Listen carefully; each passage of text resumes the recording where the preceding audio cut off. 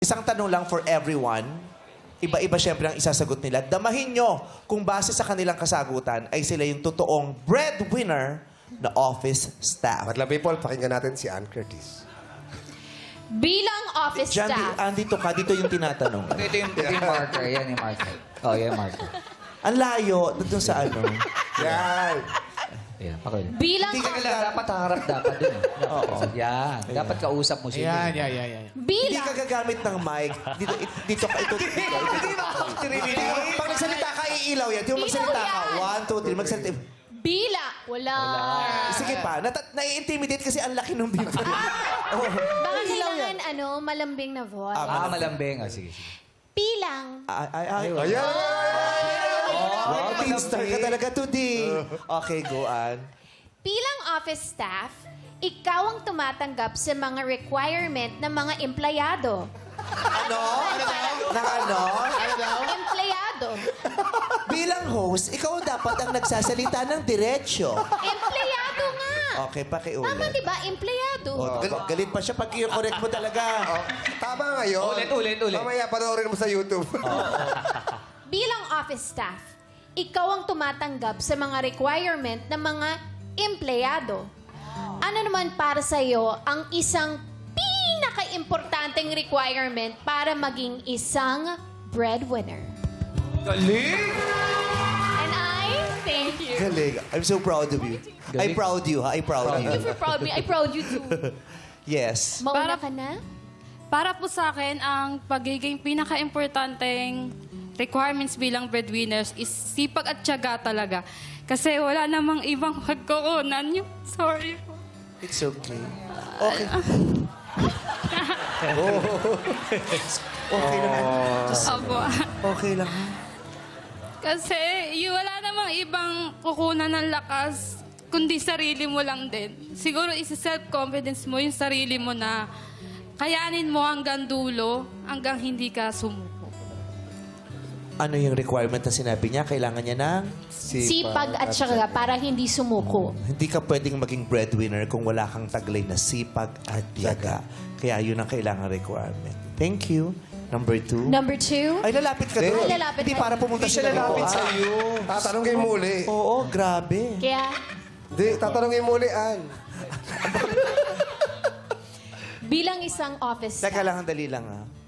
Bakit? Bakit? Enjoy na enjoy ka, anak talaga. No? Para nanonood ng sine. Para nanonood ng sine lang.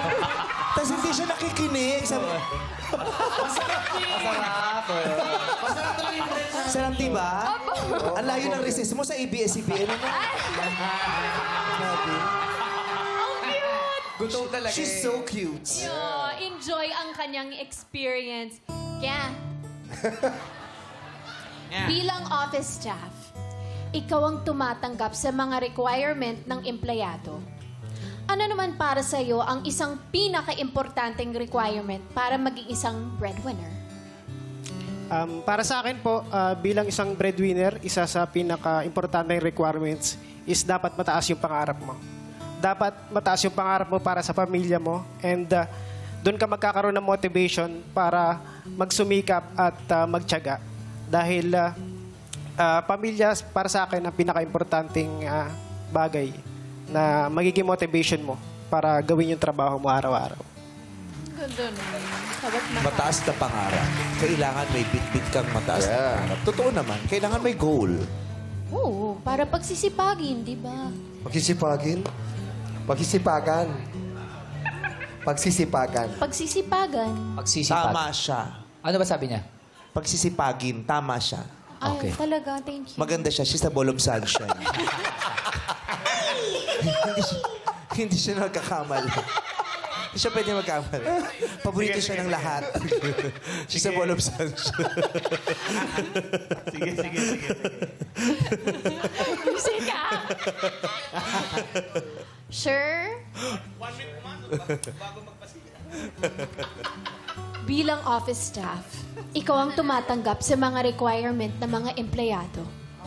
Ano naman para sa iyo ang isang pinaka-importanteng requirement para maging isang Okay breadwinner? Alam mo, nakakatawa. Mas malaki pa yung bibig mo dun sa bumbilya dito. Yung bubinag mo kang lapel nung dinikit sa buhay mo. Grabe. Para sa akin, ang isang requirement ng isang pagiging breadwinner ay yung determinasyon na may aahon mo yung pamilya mo sa kahirapan. Dahil walang determinasyon kung wala kang hirap na naranasan sa buhay mo. Yun lamang po. Determination. Ano no? Determinasyon po. Determination. Determinasyon.